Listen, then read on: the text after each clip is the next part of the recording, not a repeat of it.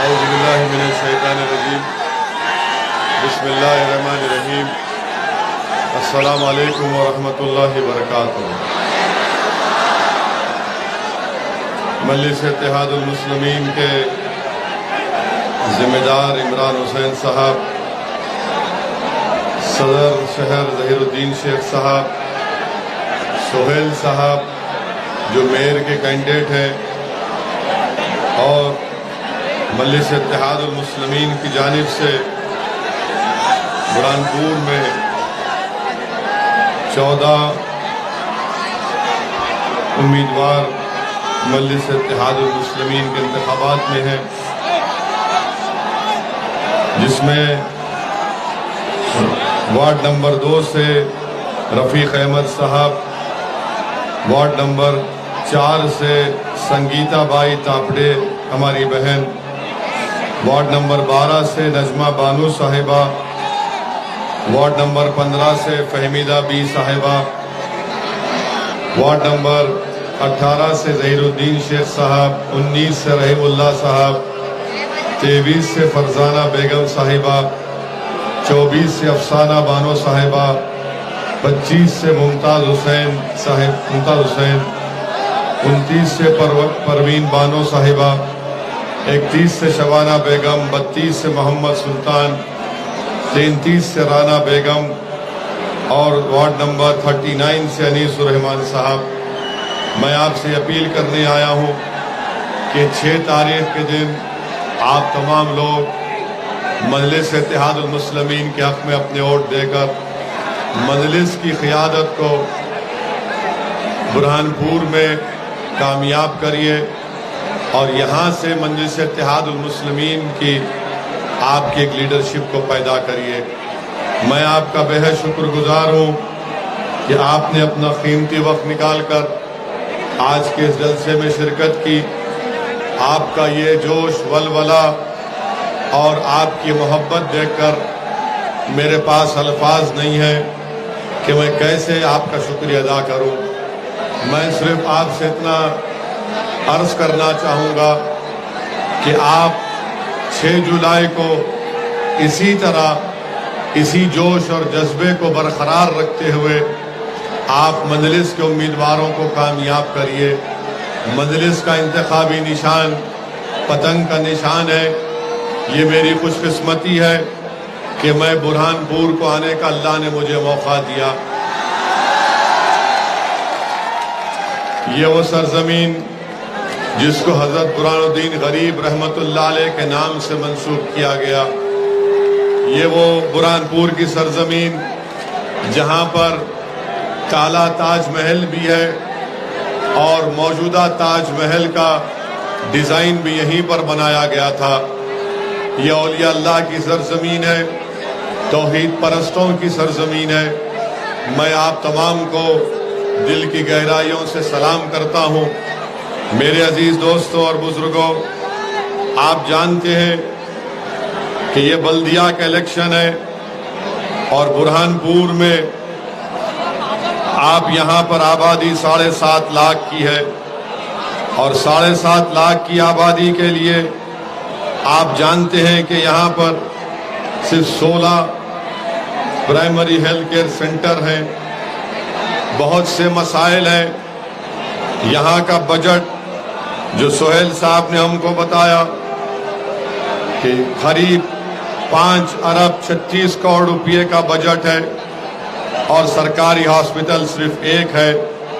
तो इसलिए बहुत ज़रूरी है कि आप अपने वोट का सही इस्तेमाल करें और कोशिश ये करें कि भाजपा और कांग्रेस को आप शिकस्त देकर मजलिस के 14 उम्मीदवार और मेयर की सीट से बुरहानपुर से मजलिस को कामयाब करें। मुझे पूरी उम्मीद है कि इंशाअल्लाह ताला मजलिस को कामयाबी हासिल होगी। नौजवानों को मैं ये पैगाम देना चाह रहा हूँ कि आप यहाँ पर ज़रूर आए हैं, मगर याद रखिए सिर्फ यहाँ पर आकर अगर आप पोलिंग के दिन सुबह में नहीं निकलेंगे तो आपकी जमात मजलिस इत्तेहादुल मुस्लिमीन कामयाब नहीं हो सकती है। तो नौजवानों, मैं आपको एक जिम्मेदारी देकर जा रहा हूं कि 6 जुलाई के दिन आप ना सिर्फ अपना वोट डालने जाएंगे, बल्कि आप अपने साथ अपने वालिद, अपनी वालदा, अपने अफराद खानदान सबको साथ लेकर आप पोलिंग बूथ को जाकर वोट डालेंगे। आप जाएंगे ना वोट डालने? आप अपने पूरे अफराद खानदान, फैमिली को लेकर जाएंगे? तो ये आपकी जिम्मेदारी है। आप मंजलिस के उम्मीदवार हैं, आप मेयर के कैंडिडेट हैं। ये जिम्मेदारी आपकी है कि सुबह सुबह आप अपने घर से निकलेंगे। उस दिन आप नमाज फजर पढ़कर फौरन पोलिंग बूथ को जाएंगे, पूरा पुरअमन रखेंगे, अमन को मजबूत करेंगे और मंजलिस को कामयाबी से हम किनार करेंगे।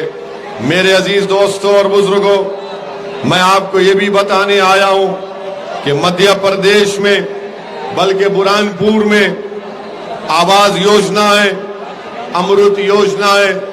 यहां पर इतना करप्शन उसमें है कि ना आवास योजना में गरीबों को घर मिलता है और ना अमृत योजना में कोई सही काम होता है। इसलिए बहुत जरूरी है कि आप मजलिस इत्तेहादुल मुस्लिमीन के मेयर को और 14 उम्मीदवारों को कामयाब करें, ताकि गरीबों को उनका मुकाम मिल सके, ताकि गरीबों को उनका हक मिल सके। मेरे अजीज दोस्तों और बुजुर्गों, मध्य प्रदेश में भाजपा की सरकार है। मैं बुरहानपुर की आवाम को सलाम करता हूं, आपका शुक्रिया अदा करता हूं कि आपने वो कारनामा अंजाम दिया कि जिससे आपने बुरहानपुर के अमन को बरकरार रखा।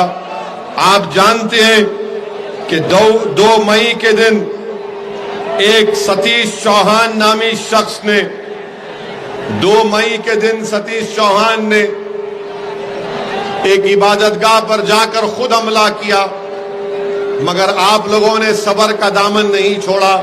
मैं आपका शुक्रिया अदा करता हूं कि आपने जो दूरंदेशी दिखाई, आपने सतीश चौहान के उस नापाक मंसूबे को नाकाम कर दिया और बुरहानपुर के अमन को आपने बरकरार रखा। मेरे नौजवान साथियों, बुजुर्गों, मेरी इज्जतदार माँ और बहनों, बुरहानपुर के अमन को मजबूत करिए। बुरहानपुर में मजलिस की ताकत में इजाफा उस वक्त होगा जब आप 6 जुलाई के दिन अपना एक वोट पतंग के निशान पर लगाएंगे। और भाजपा की सरकार है, उससे पहले कांग्रेस की सरकार थी। अब जब हम यहां पर आए हैं तो जाहिर है भाजपा और कांग्रेस के नेताओं के पेट में दर्द शुरू हो चुका है। कांग्रेस के नेताओं की रात की नींद हराम हो चुकी है। तो ये दोनों, कांग्रेस और भाजपा, याद रखिए, ये राम और श्याम की जोड़ी है। भाजपा कहती है कि ओवैसी देश से मोहब्बत नहीं करता, कांग्रेस ये कहती है कि ओवैसी सेकुलर नहीं है। तो हम ये बताना चाह रहे हैं पहले कांग्रेस पार्टी को, आप लोग थोड़ा आराम से, एक 10 मिनट दीजिए मुझे, 10 मिनट सिर्फ, मैं खत्म कर दूंगा। कांग्रेस ये कहती है कि असदुद्दीन ओवैसी और मजलिस सेकुलर नहीं है। हम कांग्रेस पार्टी से पूछना चाहते हैं कि पिछले विधानसभा के चुनाव में क्या आपने कांग्रेस को वोट दिया था या भाजपा को वोट दिया था? आपने भाजपा को तो वोट नहीं दिया था ना, तो कांग्रेस सत्ता में आ गई। कांग्रेस के 20 विधायक जो मोदी के गोद में बैठकर चाय पी रहे हैं, क्या वो हमारे से पूछ कर गए थे? क्या हमने उनको बुरहानपुर की आपकी जो मशहूर मिठाई है मावा, मावा कहते हैं ना, हाँ, मावा जलेबी हमने खिलाया था क्या उनको? हम खिलाए थे क्या? उनको मोदी जी ने मलई खिलाया। आपने उनको वोट दिया, मोदी जी ने मलई खिलाया, वो भाग गए। तो कमलनाथ अपने लोगों को नहीं बोलता, कमलनाथ बोलता ओवैसी। कमलनाथ तुम्हारे 20 विधायक भाग गए मावा जलेबी बीजेपी की खाके, और अब ओवैसी बुरहानपुर को आया है, मावा जलेबी मैं खाऊंगा आपके हाथ से, आप खिलाएंगे ना? तो कामयाबी के बाद आकर खाऊंगा मैं, वादा रहा। तो न काउंटिंग कब है? 6 तारीख को काउंटिंग 17 जुलाई को काउंटिंग है। हम 18-19 को आ जाते, आपसे मावा जलेबी खाएंगे। आपने कांग्रेस को वोट डाला तो 20 विधायक भाग गए, मोदी जी के हाथ से जलेबी खा रहे हैं। अब कमलनाथ बताओ कौन जिम्मेदार है? अच्छा, पार्लियामेंट का चुनाव आया तो पार्लियामेंट के चुनाव में आपने भाजपा को वोट दिया या कांग्रेस को वोट दिया? भाजपा को तो नहीं दिया ना। कितनों ने भाजपा को वोट नहीं दिया? हाथ उठाओ। डरो मत, डरो मत, डरना नहीं। अब हमारा अब सुन लो आप, एक कांग्रेस का एक ही जीता ना। कौन जीता? कौन जीता? एक उनका कमलनाथ का बेटा जीता ना। तो कमलनाथ तुम्हारा बेटा जीत सकता है, तुम्हारे पार्टी के कैंडिडेट क्यों नहीं जीत सकते? बेटा जीता तो दूसरा नहीं जीता। तो इसका बात क्या मालूम हुई कि कमलनाथ और मोदी दोनों अकेले मिलकर भाई भाई बोल लिए एक दूसरे को। अब कमलनाथ मंजलिस का नाम लेते हैं, कांग्रेस पार्टी बोलती हो वैसी आया तो बीजेपी आ जाएगी। अरे तुम मिले हुए हो बीजेपी से, भाजपा से, और तुम मिले हुए हो इसीलिए भाजपा दोबारा सरकार में आ गई। शिवराज सिंह चौहान नहीं बन सकते थे मुख्यमंत्री, मगर कांग्रेसियों ने मोदी से सौदा कर लिया और उनको सत्ता दे दी।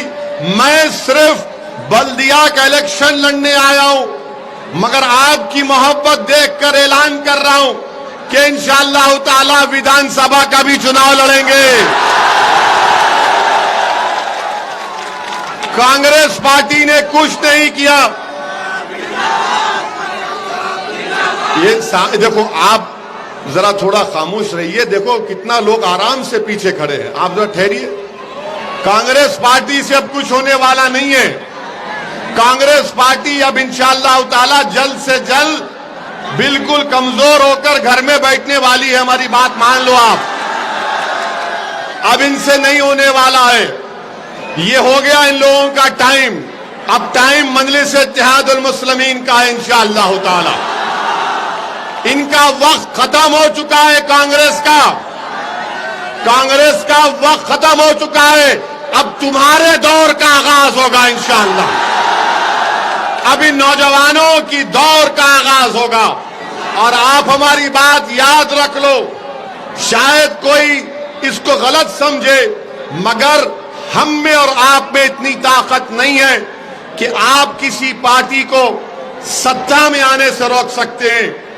आप में इतनी ताकत है कि आप अपने वोटों से अपने कैंडिडेट्स को कामयाब कर सकते हैं, जो जीतने के बाद आपकी आवाज बनेंगे, आपकी तकालीफ को उठाएंगे, जुल्म के खिलाफ आवाज बुलंद करेंगे, लोकतंत्र और जमहूरियत के दायरे में रहकर जमहूरियत को मजबूत करेंगे, नौजवानों की तकलीफ को समझकर जिस जगह पर उसकी आवाज को उठाना है आवाज को उठाएंगे। ये काम मजलिस इत्तेहादुल मुस्लिमीन कर रही है। अब आ जाइए भाजपा पर।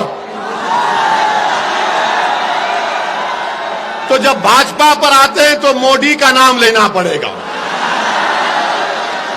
अच्छा, अब आप बताओ, क्या पेट्रोल की कीमत बढ़ी? डीजल की बढ़ी? आपको तकलीफ हुई? नौकरी मिली? बेरोजगारी बढ़ी? कीमतें बढ़ी? अब भाजपा से पूछो आप, अरे इसका जिम्मेदार तो मुख्यमंत्री और मोदी जी हैं, तो बोलेंगे नहीं, इसका जिम्मेदार औरंगजेब है, अकबर है। ये बात नहीं बोलेंगे कि नौकरी क्यों नहीं मिल रही, ये बात नहीं बोलेंगे पेट्रोल डीजल क्यों बढ़ गया। मैं अभी, हम जो वहां से कहां से आ रहे हैं अभी, हाँ खंडवा से आ रहे हैं, वहां पर मैंने कहा कि शायद ताजमहल बनाकर गलती की।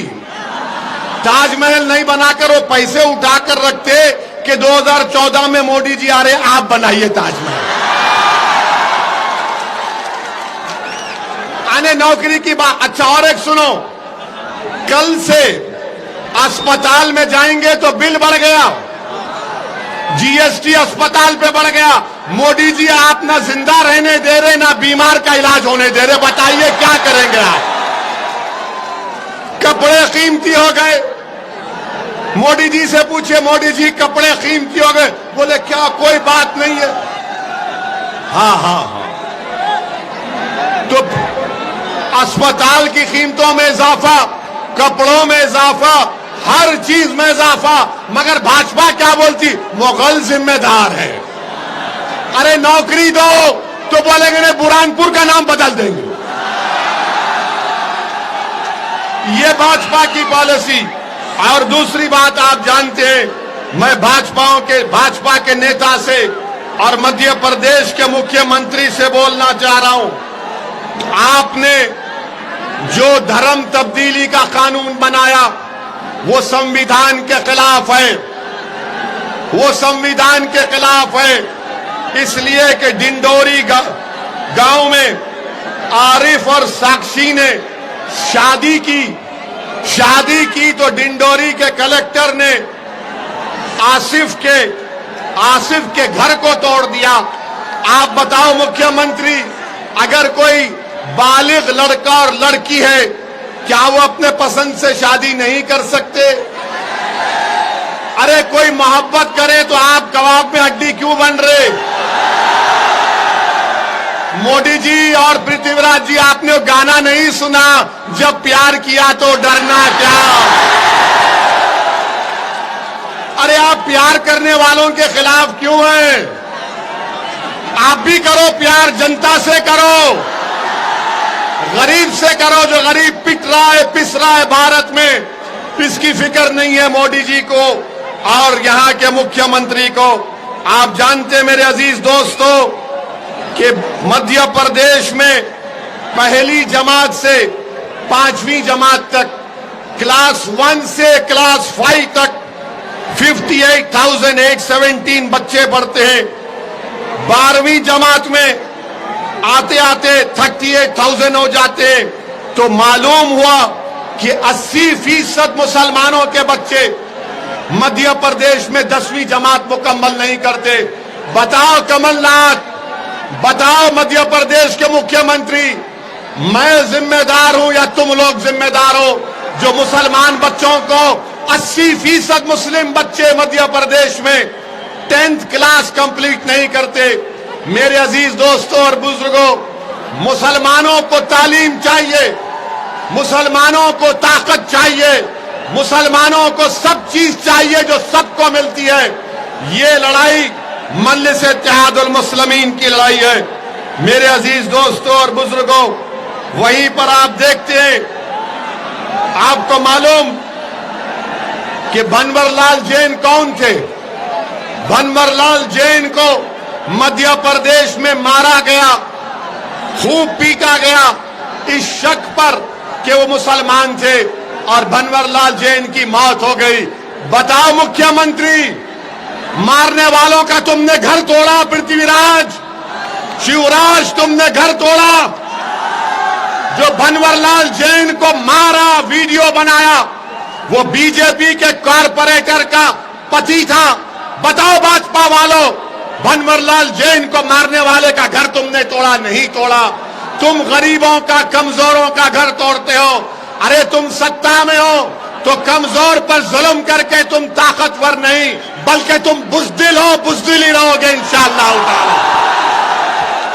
मेरे अजीज दोस्तों और बुजुर्गों, यहां पर एक भाजपा के नेता हैं जो कह रहे हैं कि जो मिलिट्री में 4 साल नौकरी कर लेगा, उसके बाद उसको भाजपा के दफ्तर में चपरासी की नौकरी देंगे।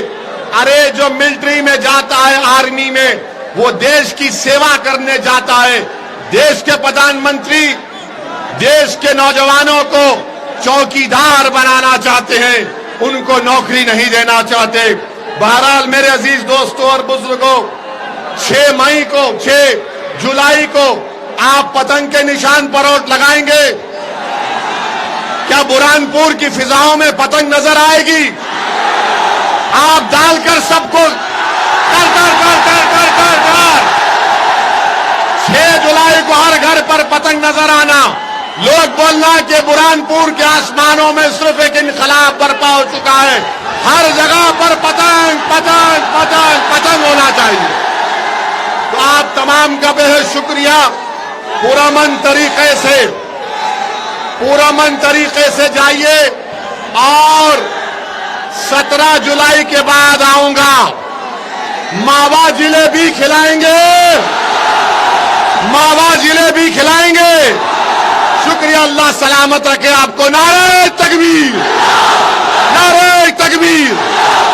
भारत जिंदाबाद, Bharat Bharat Bharat.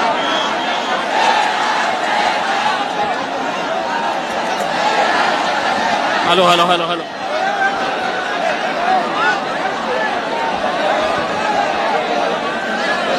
Hello hello hello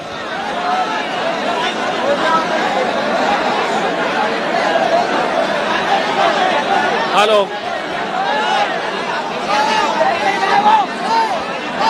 नहीं, आवाज नहीं, वो भी बंद है, दोनों बंद। हेलो हेलो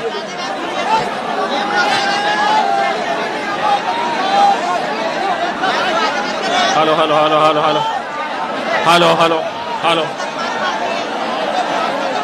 हेलो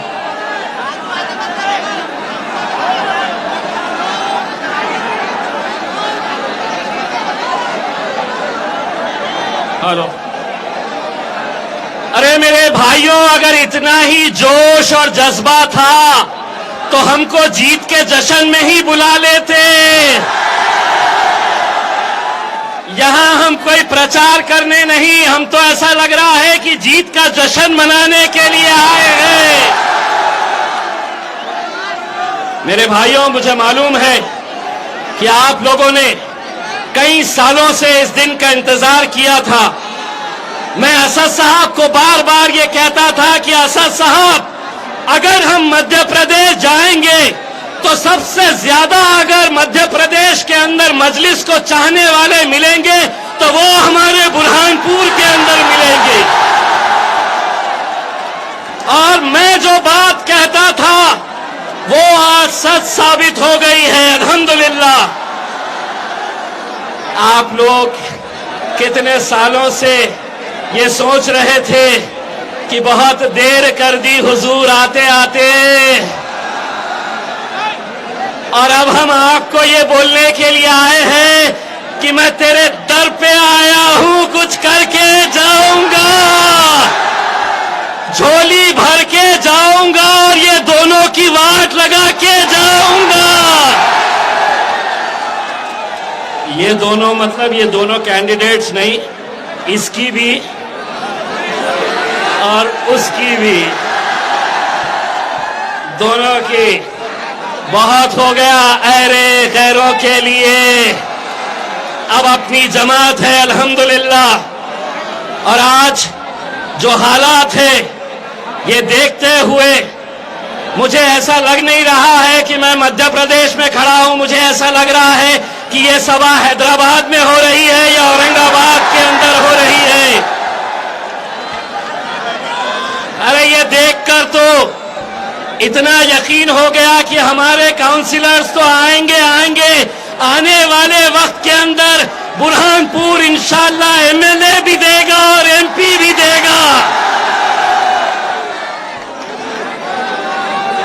आज अल्हम्दुलिल्लाह मैं जब बुरहानपुर के अंदर हम आए तो दोस्तों, मेरे भाइयों, मैं असद साहब से एक बात कह रहा था कि अगर आज इस मुल्क के अंदर अगर आपने नौजवानों के अंदर एक तब्दीली लेकर आए हैं तो वो तब्दीली ये है कि इनके अंदर एक यकीन पैदा किए हैं, इनके अंदर एक भरोसा पैदा किए हैं, इनके अंदर एक सोच पैदा किए हैं, इनके अंदर एक ताकत पैदा किए हैं।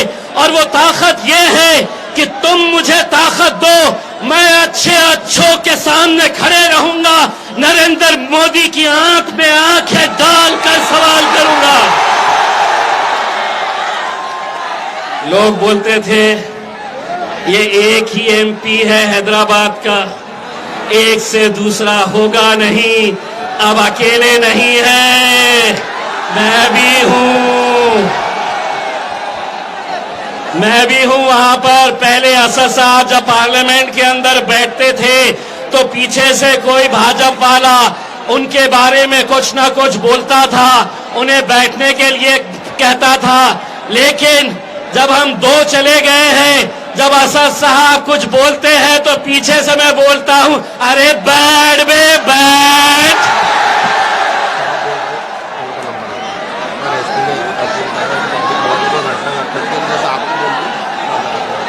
देखिए, हमें पुलिस डिपार्टमेंट का भी पूरा ताउन करना है, क्योंकि पुलिस डिपार्टमेंट के ताउन से ही आज इतनी बड़ी जो महफिल सजाई गई है, वो महफिल के अंदर कोई दाग धब्बा न लगे। इसीलिए आप लोगों के जोश को देखते हुए अब मैं, जिनका इंतजार आपको इतने सालों से था, वो घड़ी आ गई है। जोरदार तालियों से इस्तकबाल कीजिए हिंदुस्तान का इकलौता शेर बैरिस्टर असदुद्दीन